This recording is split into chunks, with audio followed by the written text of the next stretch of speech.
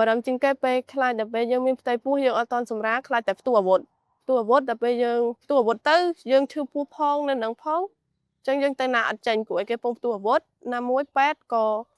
វាកន្លែងពេទ្យហ្នឹងក៏ប្រុងប្រយ័ត្នដែរពេលយើងឈឺពោះអញ្ចឹងទៅក៏ខ្លាចតែគេបញ្ជូនយើងទៅឆ្ងាយពីពេទ្យនេះហើយណាមួយរឿងផ្ទុះអាវុធហ្នឹងយើងខ្លាចជាងគេខ្លាចព្រោះយើងនៅជាប់ខ្លាំងហ្មងនឹងសេវា telemedicine បើសិនជាស្ត្រីគាត់មកពិនិត្យផ្ទៃពោះលើកទី1គឺត្រូវសុំលេខទូរស័ព្ទរបស់គាត់ដើម្បីទុកទំនាក់ទំនងនៅពេលដែលយើងណាត់គាត់មកពិនិត្យផ្ទៃពោះលើកទី2បើសិនជាមុន2 3ថ្ងៃគាត់អត់បានមកពិនិត្យផ្ទៃពោះទេអញ្ចឹងយើងត្រូវ call ទៅសួរនាំគាត់ថាមានការរវល់ឬមួយក៏យ៉ាងម៉េចយើងអាចតាក់ទងពិនិត្យផ្ទៃពោះបើសិនជាគាត់អាចមកបានឲ្យគាត់មកម្ដុលបើសិនជាគាត់មកអត់បានទេយើងអាចផ្ដល់ប្រឹក្សាតាមទូរស័ព្ទជូនដំណឹងទៅគាត់តាក់ទងទៅនឹងការពិនិត្យផ្ទៃពោះហ្នឹងទៅសប្បាយចិត្តមានកម្លាំងចិត្តបំផុតពេលដែលមានឈ្មោះនៅក្បែរគាត់ជួយប្រាប់យើងជួយបញ្យល់យើង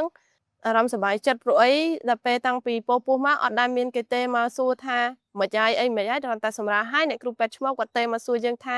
មិនហើយបងមានបញ្ហាអីប្រាប់គាត់ទៅដល់ផ្ទះបង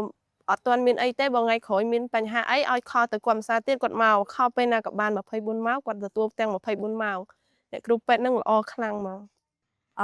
សារៈប្រយោជន៍សម្រាប់នាងខ្ញុំគឺល្អព្រោះដោយសារស្ត្រីខ្លះគាត់នៅកន្លែងឆ្ងាយហើយគាត់ត្រូវធ្វើស្រែធ្វើចការទៀតហើយគាត់អត់បានមកទេអញ្ចឹងបើសិនជាយើងមានសេវានេះតាក់ទងទៅគាត់គឺគាត់ពិតជាសប្បាយចិត្តមែនតើពេលខ្លះគាត់ធ្វើការគាត់ភ្លេចថ្ងៃណាត់របស់យើងទៀតអញ្ចឹងបើសិនជាបានយើង call ទៅដាស់តឿនរបស់គាត់នឹងនឹកឃើញគាត់នឹងសប្បាយចិត្តមកទទួលសេវានៅមណ្ឌលសុខភាពរបស់យើង